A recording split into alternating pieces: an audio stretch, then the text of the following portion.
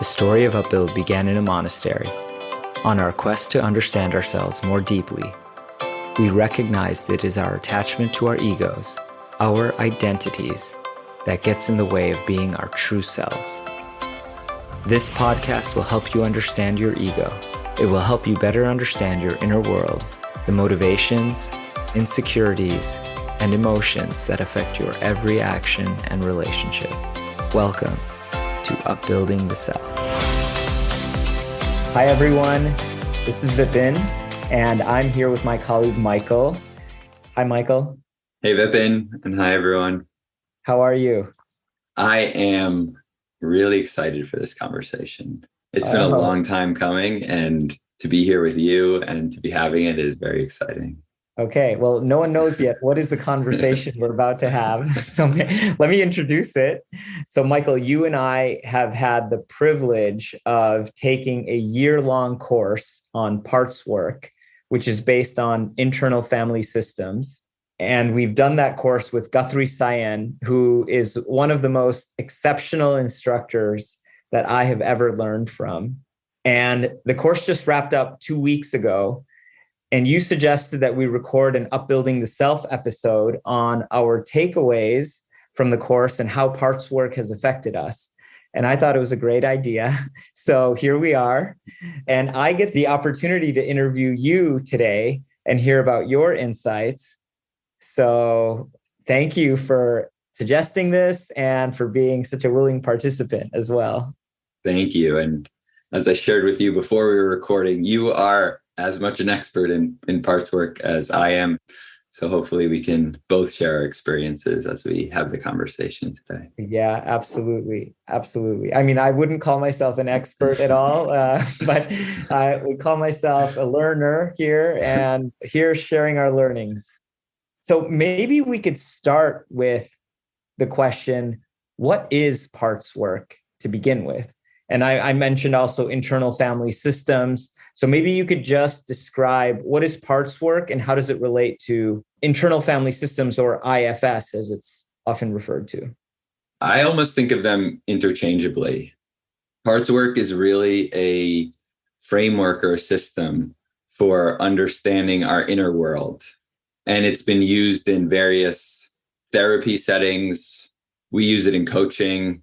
It's used in schools and businesses. So it's really taken on an incredible life and energy of its own as more people have found out about it over the last few years and few decades.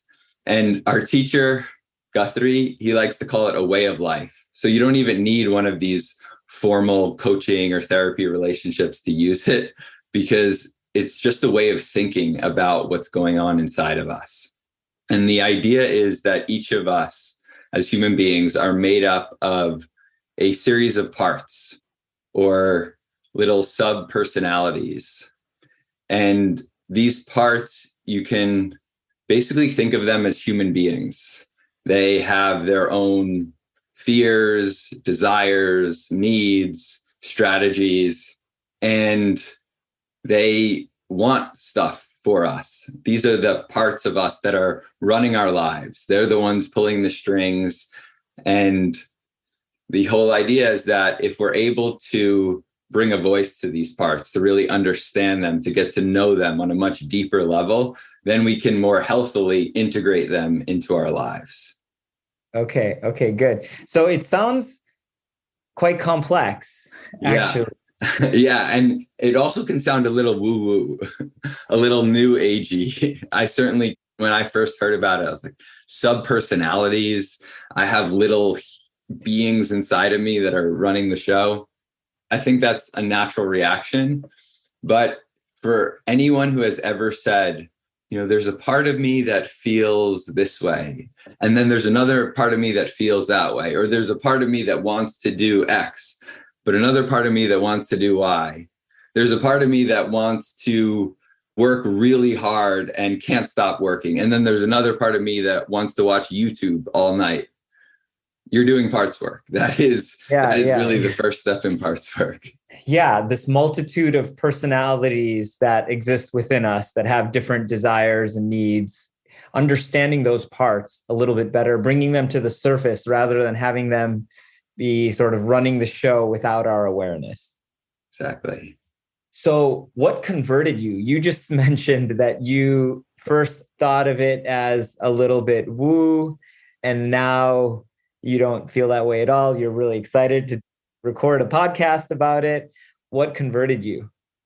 So the guy who started Parts Work was a guy named Dick Schwartz, who was a therapist. And in the 80s, he was talking to his clients and just getting a lot of information from his clients and seeing how this all worked. And he basically said he stumbled upon it. And he also calls himself a ardent empiricist, I think is the term that he used. He saw what works. And I like to think of myself, I have a part of me that also likes to think of myself as an ardent empiricist. Whatever works, that's what I want to use. And so I saw that this system really works. There were two incredible insights from the system that led me to this conclusion. The first is that we have parts, but we are not our parts. And that was mind-blowing to me because I've always thought of myself as I am angry, or I am a overachiever, or I am lazy. And that felt very final. It was like, that's who I am at my core. But when I started to do parts work, I could see that I had different parts of myself that carried anger, that carried laziness, that carried this impulse to be an overachiever. But that's not who I am. Instead, I am the self. What was the impact of that? What is the difference between the statement, I am angry, and I have a part that's carrying anger? The anger doesn't have such a strong hold on our life. It's not your identity. It's not exactly. It's not your identity. It's not the end of the story. Whereas if I am angry and that's who I really think of myself as that, then it's the end of the story. It's like I have no choice. I have no freedom to not be that way if I really see myself as that way. Well, what if I am angry right now and I am not angry in 10 minutes from now? So there's also movement with those identities, no? Yeah, that's true. And so I think that's why the second insight is so important. Okay. Which is that, and I think this was even more mind-blowing than the first insight, is that all parts are good. Just like all people are good, but good people do bad things, all parts are inherently good. So even something like anger or rage, that impulse, that part has a positive intent for me.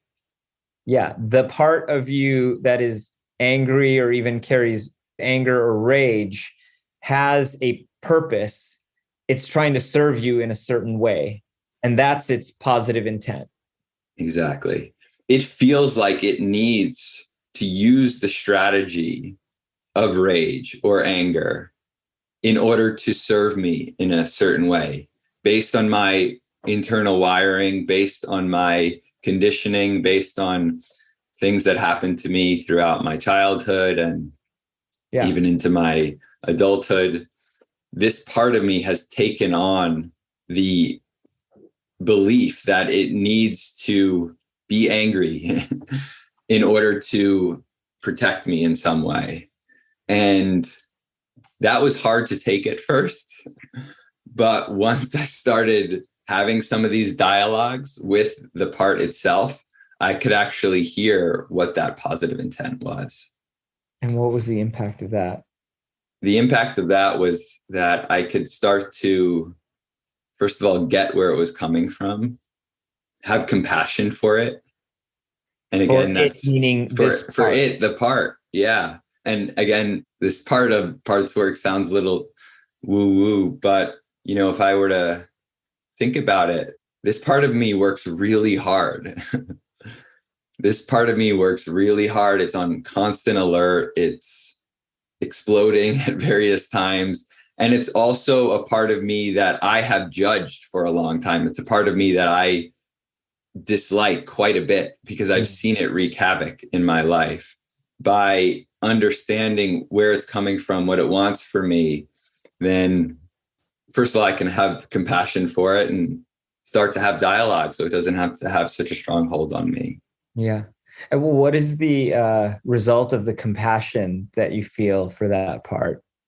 If you think about your parent and a kid is acting out, even if the kid is 100% wrong, if you're just scolding the kid and letting them know how wrong they are and judging the kid, things are never going to change. In fact, it will likely get worse because the reason why they're acting out is to get your attention or because something else is going wrong. And so that extra judgment, sort of the piling on of dissatisfaction with the actions of that part or that human being is not going to serve anyone.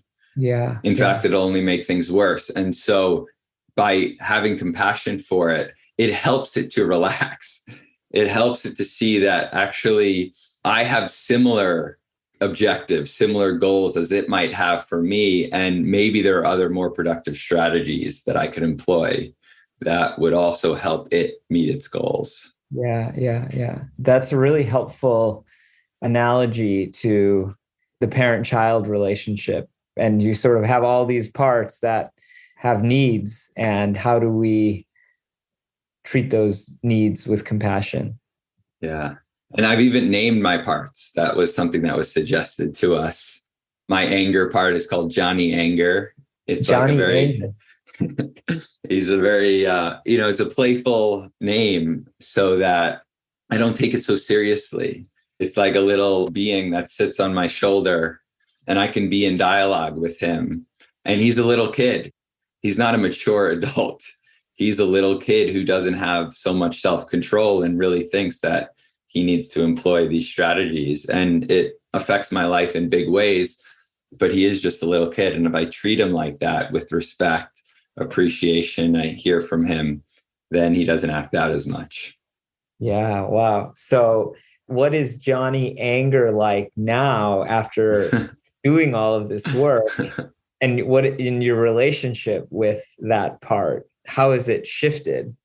Well, I wish I could say that I never have fits of anger or rage anymore, but that is not the case. That would be, then I would think that you have found a miracle to lots of our own needs for what we need to transform about ourselves or what we desire to. It's a much more open relationship. There's much more understanding in my relationship with him than when I first started.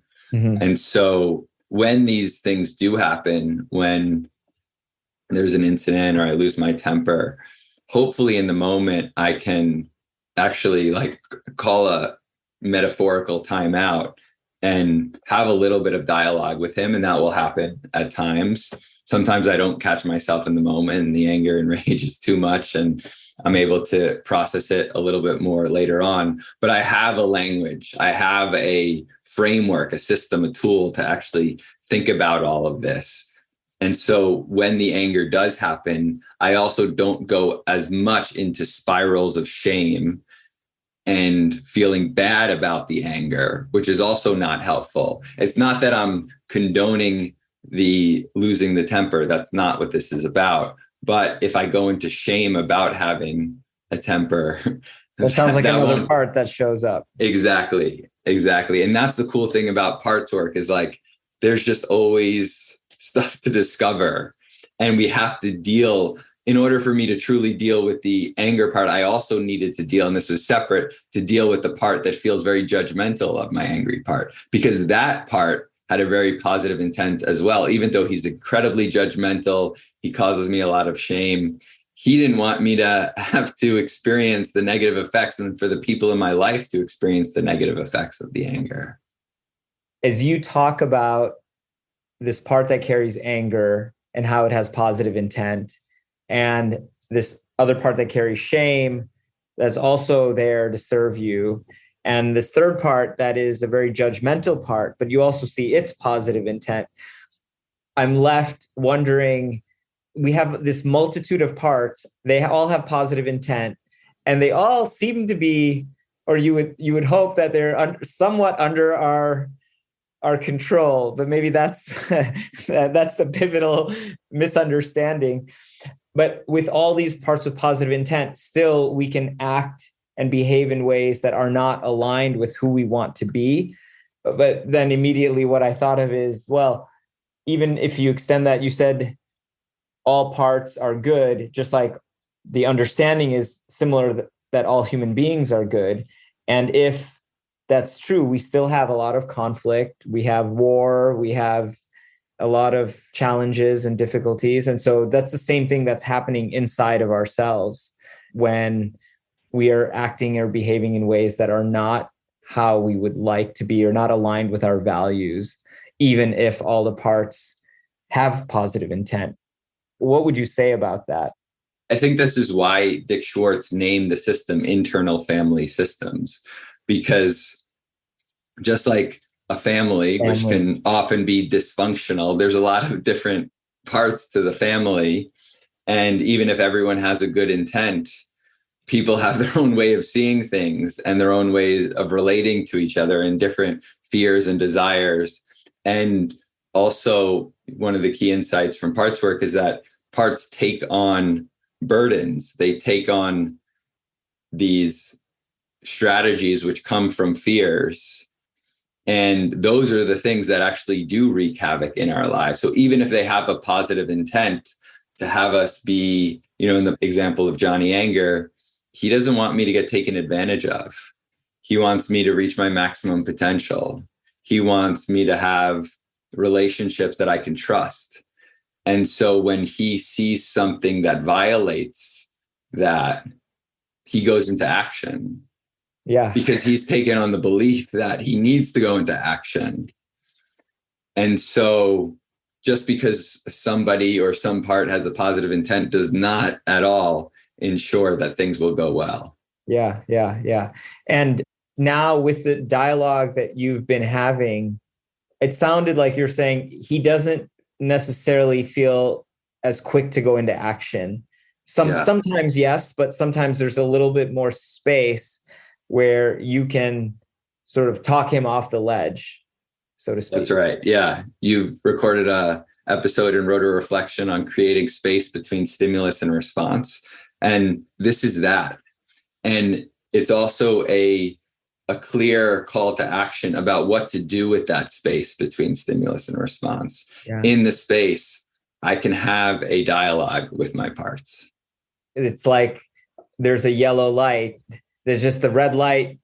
You notice a part getting activated, a yellow light, which is let me process actually what's happening and have that dialogue. And then the green light that allows you to proceed in a way that feels in alignment with your values. Okay, so you've mentioned these two insights. I have parts, but I am not those parts. And then that all parts are good. And it's interesting when you were saying I have parts or I have a part, but I am not that part. It reminded me also of, we talk a lot about the ego at Upbuild, and that I have an ego. I am not my ego, and that's separate.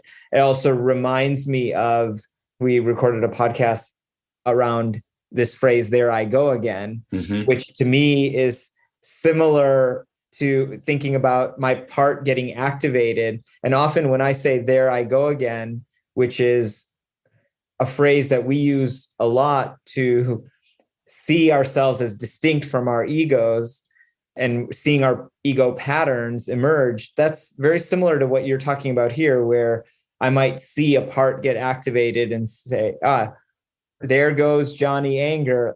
Let me go and have a conversation with him and just see if I can create some more calmness or clarity to help move forward. Yeah, thank you for saying that. And I didn't have a language to share this before you just said that, but I think that's why parts work has spoken to me as strongly as it has, because it feels so aligned with our other work around understanding the ego and seeing that our egos are parts of us and they have strong holds on us, but they are not us at the end of the day. And being able to be super clear about that distinction gives us so much power and gives us so much choice in life. Yeah, absolutely. And in terms of alignment with our work, and this is these are Guthrie's own words, but this course is essentially about accessing self. And that the parts work way of doing that is to ask the parts to step back so that the self can emerge. And I think we at Upbuild talk about various ways to access the self.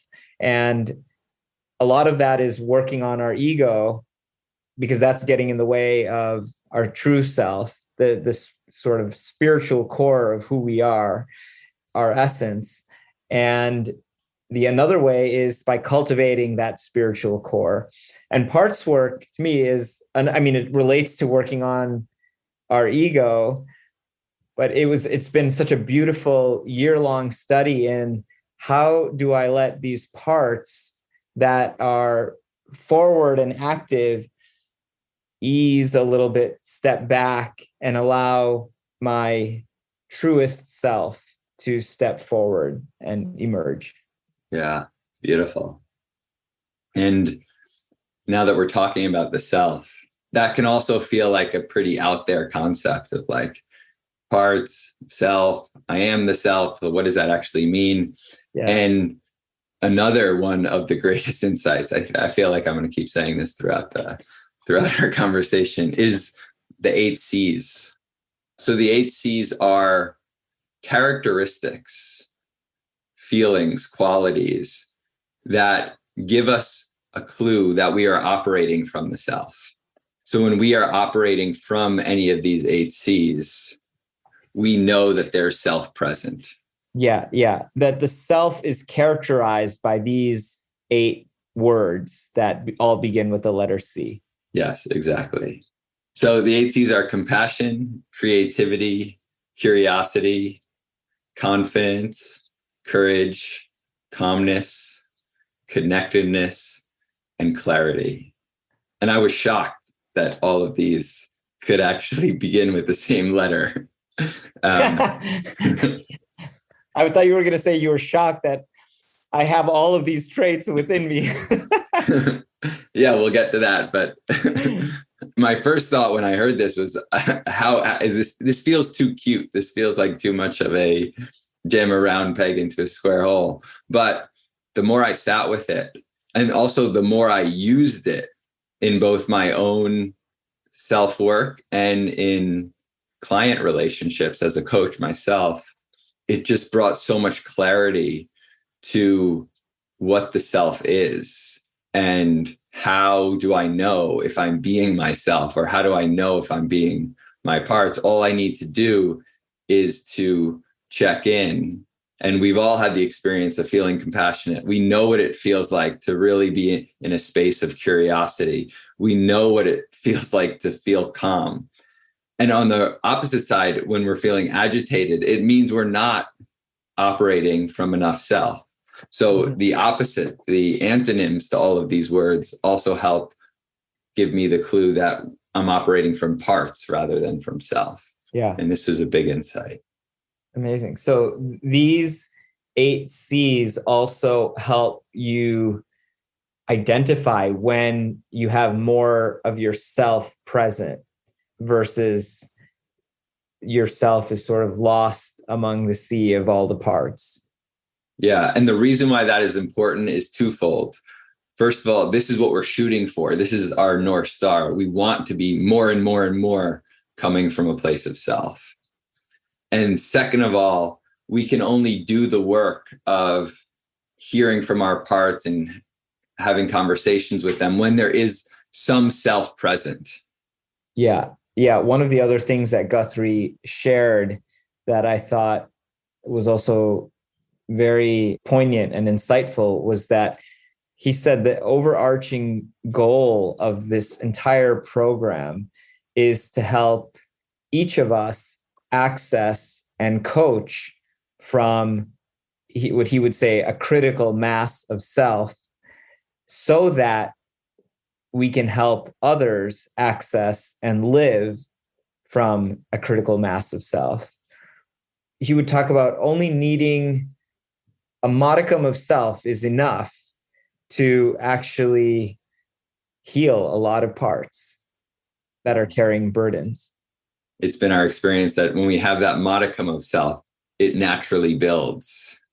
Yeah, I think the experience is if one person in a conversation can be more in their true nature, then that automatically helps the other person step into their true nature.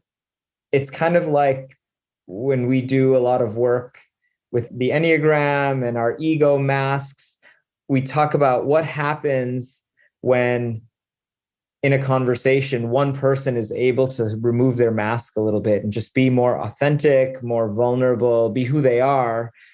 That automatically creates a container where somebody else is able to feel secure to do something similar. And it's so freeing. The other thing related to this is, I think Guthrie has talked about the way that we heal suffering of our parts. Our parts, there are many parts that are suffering. And the way that we heal that is by bringing more and more of our self, which is carrying these 8 C's. The self has like a light, like the sun, and it has all of these qualities. And when we bring more of ourself out to our parts and to the world, there's healing that is happening in that process. If we can heal our internal system, that's also how we heal the external systems in the world. Yeah. Which very much relates to what we talk about at Upbuild all the time, which is in order to be our best selves out in the world, we have to work on our inner world. And a lot of that, working on our ego and our spiritual self is then what we are able to offer to the world and to all of our relationships. So it's a very practical system. No, it's a very practical system because when we do inner work and get inner results, we also get outer results. So it's efficient. It's efficient. The other thing I wanted to share is something that you shared with me very early on about what coaching is all about. You shared that really at the end of the day, most people are looking for self-acceptance from coaching relationships, and really in every aspect of life. They're often out there doing, certainly my own experience of myself, out there doing things so that I can prove myself to myself and therefore be able to accept myself.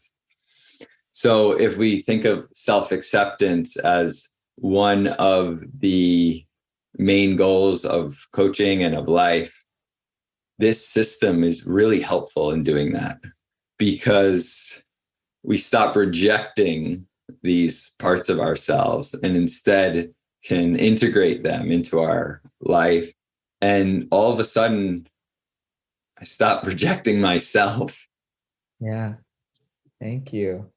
Yeah. And in that process, parts that are carrying burdens, maybe for years and years and years, can become unburdened and liberated, free to be, I guess, what does it look like when they're free? I was going to say without an agenda, but that would be only self, I guess, right? Yeah, well, I think what Guthrie has shared with us is that when parts realize they don't need to do their strategies and that they're not their burdens and they can release those burdens, they get to do whatever it is that they're naturally good at. So for example, Johnny Anger, he's a forceful dude in this world. He's got a lot of energy. And the way he's currently or in the past has been employing that energy is losing the temper and yelling and getting upset with people. But one of the things I asked him was, hey, if like you knew that I was going to be completely taken care of and that I would be successful and that nobody would take advantage of me and that I was totally safe, what would you prefer to do? And he told me that he would prefer to be by my side, giving me that life force energy to go out and achieve things. So he would be by my side, helping me to work really hard and to find areas of the world that I thought I could improve and be that energy behind those initiatives. The two questions that come up for me as you're saying this, one is, how can you convince him? You said, if you knew that I would be successful and that I would be X and I would be Y, but those are hypothetical statements. So if I'm Johnny Anger, I'm thinking, well, yeah, but I can't be sure of that. So I have to keep playing my role. Yeah. And he does. But I got information about what he would prefer to do, right, and to do what he's currently doing, which was really helpful to hear. And also, as we talked about earlier, hopefully by really hearing from him and also being in dialogue about how I also want the same things, which he might not have been totally aware of, it does help him to soften back a little bit. Yeah. The other question I was thinking is, if you've never experienced internal family systems or parts work, it can sound schizophrenic, like you're having these conversations with yourself and you're referring to this part as a person, as he, and how he's going to show up in your life. How could someone who has no experience of this get a little bit of a taste for what you're describing? I think to get like the most basic taste is just to think of an area of your life, or to hear yourself saying, there's a part of me that does X or feels X. And then to think one layer deeper, what might be the reason why this part feels this way or wants to do this? And only think of it in a positive intent kind of way. What is the positive intent? What protection or what goal does this part have for me? Mm-hmm. And I think that's probably the most basic foray in an individual type of way. Now, I think what's much more helpful is to be able to find someone who has either been trained in this, or at least is informed enough about IFS, maybe has had some practice themselves as a client, if you're not finding a coach or a therapist, to help guide you in some of these discussions. There are also a lot of books. Dick Schwartz has written a bunch of books, so there's a lot of resources out there as well. Just to name, Dick Schwartz's most recent book is No Bad Parts, which I love that name, obviously, given what I've shared about that powerful insight. I'd love to ask you also, you've shared a lot about your experience, how this work has affected you personally in terms of kind of receiving parts work coaching or thinking about your own parts. What has been your experience of using parts work as a coach with the people that you get to work with? It takes courage for me to offer this possibility of doing this kind of work with my clients, because a lot of my clients are very practical. They want results. They're hard driving. They don't want to hear any of this new agey stuff. And what I found is that when there's enough trust in the relationship and I can put aside some of my parts and come from that place of courage and offer this out to clients, it's one of the best ways to do really deep work very quickly. So I have a handful, not a majority, but a handful of clients who I do IFS work very consistently with.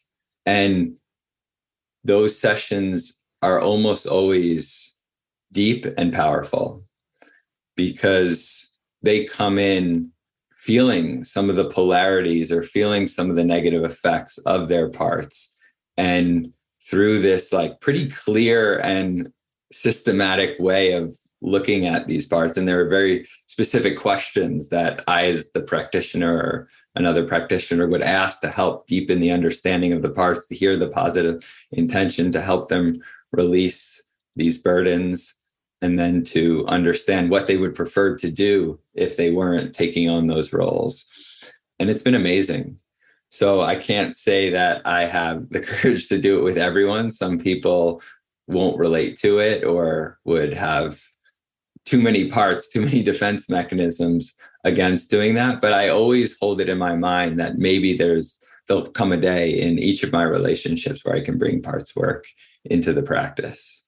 Yeah, I have been amazed at how, both in seeing the week to week demonstrations in the course where Guthrie is coaching someone in class about a topic that they want coaching on using parts work, and the profound transformative impact that it has on those individuals. And then, and similar to you in my own coaching, sometimes it seems like you have some magic that you have access to that is really allowing people to see things that they weren't seeing before.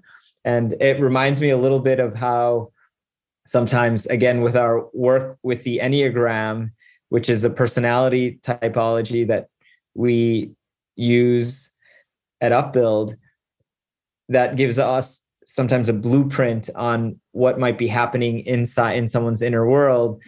I often feel like that also is like, has a feeling of magic where people get insights that they're like, how do you know so much about what's happening inside?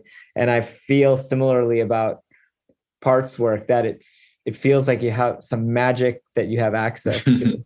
Yeah, that's a great point. And I'm thinking back on one of my relationships where we don't have the relationship of doing parts work, but this person has talked to me a lot about his inner critic and how intense the inner critic can be on him. And one of the things that I asked them was what does your inner critic want for you? What is the positive intent of the inner critic?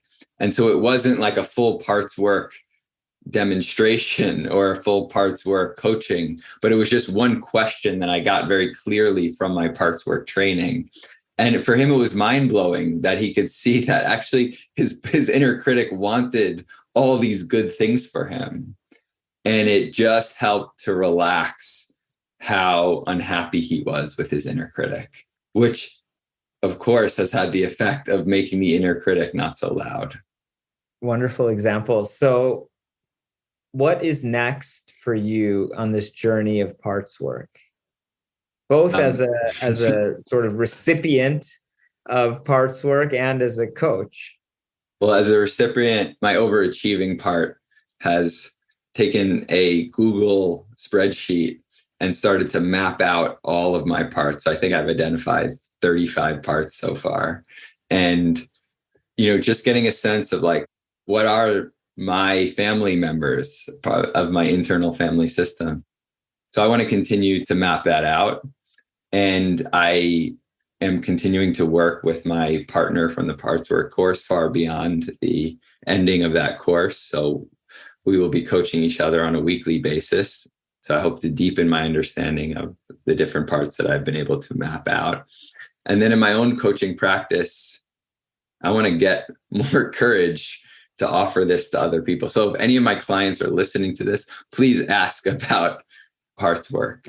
I feel so passionate about it and want to be able to do that deep work with people who want to do the deep work for themselves.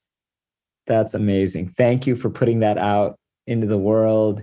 Thank you for all the work that you're doing on yourself. I've heard people talk about, I love the spreadsheet that you just mentioned. And I've heard people talk about being able to kind of call all of their parts to the dinner table, and each one has a seat and you're able to actually have dialogue with everyone there. And I was just thinking, you'll need a pretty big dinner table, a pretty large one for your 35 parts that you've identified. If I could have a 36th chair there, I would love to be just enjoy the dinner party. Well, it sounds like it would be very, very entertaining and stimulating. Well, I would be humiliated, I think, to have you there. But I do think of it as my internal board of directors in some way. And if I were having an external board of directors, Vipin, you would definitely have a seat at that table. Thank you. Thank you for this conversation. Thank you for whetting our appetites around parts work. And the biggest thank you for putting that in request out there and intention, not only for you, but I think for everybody who we work with, to ask about parts work and to explore it, because there's so much wisdom in that for ourselves, to understand ourselves better. We'd love to bring that to everybody. Amazing. And thank you for being a partner in the course and for asking all of these really good questions to help bring all of this out, and for doing the parts work yourself, because I know it's having a big impact on you, and as a result, an impact on our organization and your clients in the world. Thank you, Vipin. Thank you, Michael. Thank you so much for this. And thank you, everyone, for listening. Thank you for listening to Upbuilding the Self. Upbuild is a leadership development company that offers workshops, coaching, and other services to help you on the path towards being your best self, free from the shackles of the ego. To learn more about our work, visit our website, upbuild.com, and sign up for our newsletter to gain access to podcasts, reflections, and upcoming events. If you enjoyed this episode, please go to iTunes to leave us a review so that others can find and benefit from the podcast. We look forward to being with you again next time.